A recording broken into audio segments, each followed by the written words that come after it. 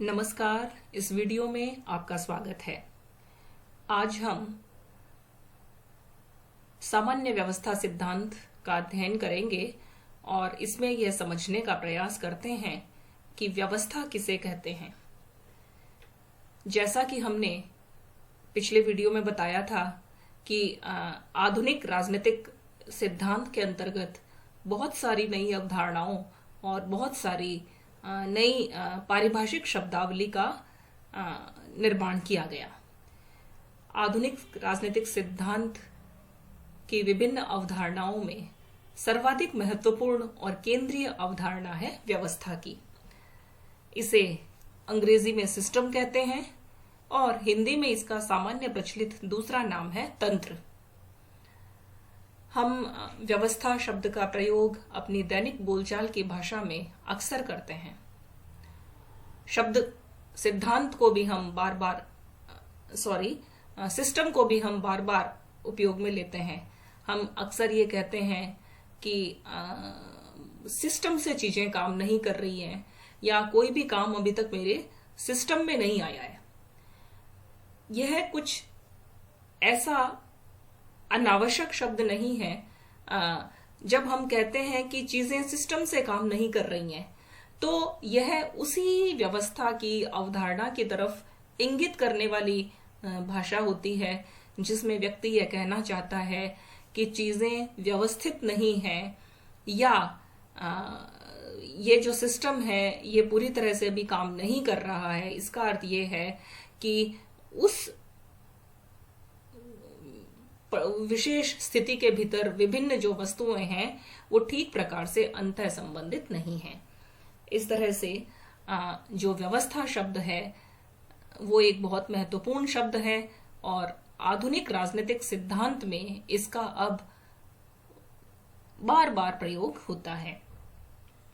वास्तव में व्यवस्था शब्द जो है वो परस्पर अंतः संबंधित अवधारणाओं, विचारों, वस्तुओं, अंगों या हम कहें कि विभिन्न पिंडों का समूह है जो अपनी विभिन्न अंतःक्रियाओं के माध्यम से और विभिन्न संरचनाओं के माध्यम से एक दूसरे से जुड़े रहते हैं। और ये जो विभिन्न संरचनाएं हैं जो एक दूसरे के साथ मिलकर के काम करती हैं, एक दूसरे के कार्यों में सहायता पहुंचाती हैं, ये सभी संरचनाएं बहुत सी बाहरी और आंतरिक बाधाओं के होते हुए भी अपनी स्वायत्त सत्ता बनाए रखती हैं। ये जो व्यवस्था है ये एक परिवेश के भीतर कार्य करती है, एक वातावरण के भीतर कार्य करती है। यह शून्य में चलायमान नहीं होती। प्रत्येक व्यवस्था के बाहर और उसके भीतर भी एक पर्यावरण होता है। यह उस पर्यावरण के भीतर ही ऑपरेट होती है, परिचालित होती है, किंतु फिर भी इसको अलग से पहचाना जा सकता है और हम कह सकते हैं कि वातावरण में यह स्वायत्त रहकर कार्य करती है। इसकी विशेष स्थिति को अलग समझा जा सकता है और अलग से उसका अध्ययन भी किया जा सकता है। व्यवस्था जो है वो वातावरण से स्वयं प्रभावित होती है तथा स्वयं वातावरण को भी प्रभावित करती है। यह जो संकल्पना है वो इस तरह से हम इसको समझ सकते हैं कि एक जो वातावरण है उसके भीतर जो छोटी सी व्यवस्था कार्य कर रही है, बड़े वातावरण में या हम ये कहेंगे कि बड़ी व्यवस्था में एक जब छोटी व्यवस्था काम करती है तो वो व्यवस्था स्वयं इस छोटी व्यवस्था को प्रभावित भी करती है और स्वयं उससे प्रभावित भी होती है। इस प्रकार व्यवस्था शब्द बहुत महत्वपूर्ण है और यदि हम इसको सामान्य शब्दों में इसको समझना चाहें तो हम अपने शरीर रचना से इसको समझ सकते हैं। उदाहरण के रूप में हम बात करते हैं श्वसन तंत्र की। मनुष्य का श्वसन तंत्र है, उसका पाचन तंत्र है, उसका रक्त परिसंचरण तंत्र है, उत्सर्जन तंत्र है, ये इत्यादि इत्यादि जो उसके विभिन्न नर्वस सिस्टम है उसका। तो ये सभी जो विभिन्न तंत्र हैं, ये हैं तो एक व्यापक सामान्य शारीरिक संरचना के बीच में, किंतु श्वसन तंत्र के या ये जो श्वास की जो व्यवस्था है, इसके विभिन्न अंग एक ही निश्चित स्थान पर होते हैं। ये एक दूसरे से जुड़े हुए रहते हैं। जैसे श्वास नली है, श्वास नली जो है वो फेफड़ों से जुड़ी हुई रहती है, और विभिन्न फेफड़े जो हैं वो विभिन्न धमनियों से जुड़े हुए रहते हैं। तो इस तरह से पूरा का पूरा नाक से शुरू होकर के फेफड़ों तक जाने वाला जो तंत्र है वो पूरा एक दूसरे के साथ जुड़ा होकर के एक दूसरे के कार्यों में ये विभिन्न अंग सहायता करते हैं, और इस प्रकार श्वास लेने की जो क्रिया है वो संपादित होती है। श्वास लेने की इस क्रिया में यद्यपि पाचन तंत्र सम्मिलित नहीं है, उत्सर्जन तंत्र भी सम्मिलित नहीं है, किंतु कहीं न कहीं ये जो दूसरे तंत्र हैं वो श्वसन तंत्र के पर्यावरण का काम करते हैं, इसलिए उससे प्रभावित होते हैं और स्वयं भी उसको प्रभावित करता है।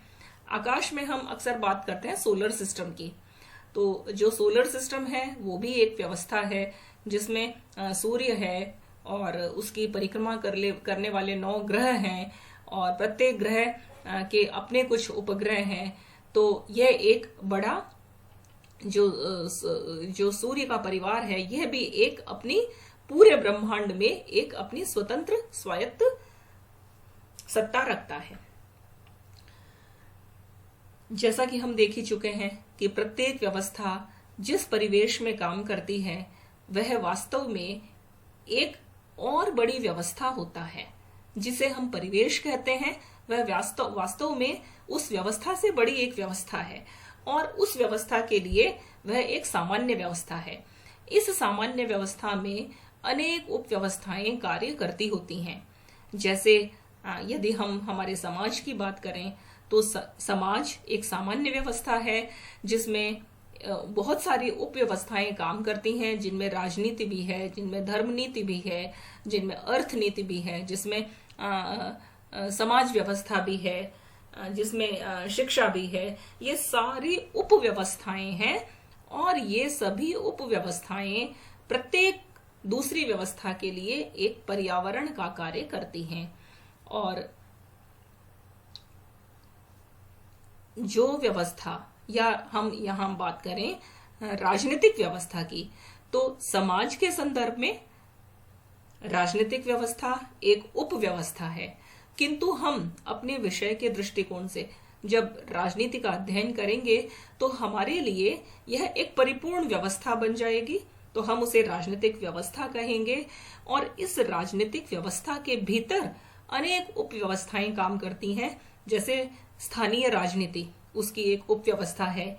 विभिन्न राज्यों की राजनीति दूसरी उप व्यवस्थाएं हैं। राजनीतिक दल, ये अलग उप व्यवस्थाएं हैं। तो ये बहुत सारी उप व्यवस्थाएं मिलकर के राजनीतिक व्यवस्था का निर्माण करती हैं।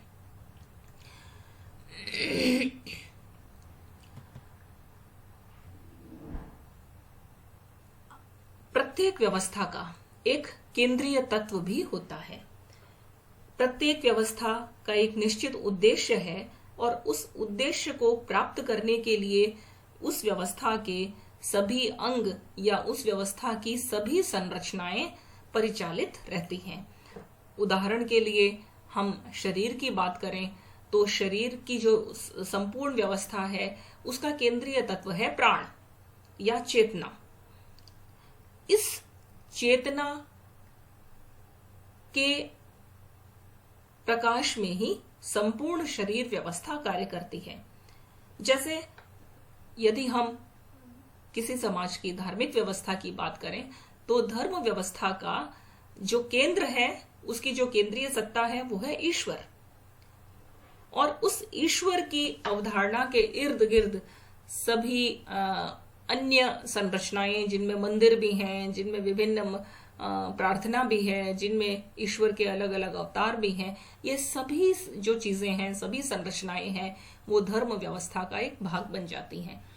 हम राजनीतिक व्यवस्था की बात करें तो हमारे यहाँ भी एक केंद्रीय अवधारणा है, वो है सत्ता या शक्ति। ये सत्ता या शक्ति जिसे हम राजनीतिक व्यवस्था की एक केंद्रीय संकल्पना कहते हैं, किंतु यह संकल्पना इतनी सरल नहीं है और प्रत्येक व्यवस्था जो है वो अनेक जटिल संकल्पनाओं से अंतर संबंधित रहती है। ऐसा नहीं है कि राजनीतिक व्यवस्था में यदि हमने शक्ति को केंद्रीय संकल्पना माना और शक्ति का अध्ययन करके हम इसको बहुत सरल तरीके से समझ लेंगे। वस्तुतः होता यह है कि प्रत्येक व्यवस्था के केंद्र में कौन सी संकल्पना विद्यमान है, यह ज्ञान के विकास के साथ साथ यह बदलती रहती है और जैसे जैसे हमारी समझ बढ़ती है तब हम उसको ज्ञात कर पाते हैं।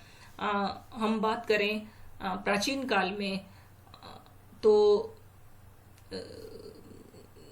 जैसे अरस्तु के समय में अरस्तु ने माना कि उस समय की जो राजनीति थी, जो राज्य था, उसका केंद्रीय तत्व था मानवीय विवेक या कानून।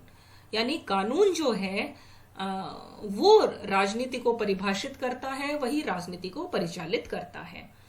और आगे बढ़े तो रोमन जो पॉलिटिकल सिस्टम था, रोम की जो राजनीति की अवधारणा थी, उसमें प्राकृतिक कानून, उसका स्थान जो है वो प्राकृतिक कानून ने लिया। और बाद में हम देखते हैं कि जब मध्यकालीन व्यवस्थाएं अस्तित्व में आई तब ईश्वर की या धार्मिक सत्ता के अधीन राजनीतिक व्यवस्था को मान लिया गया और आगे बढ़ते बढ़ते ये जो संकल्पनाएं हैं ये बदलती चली गई।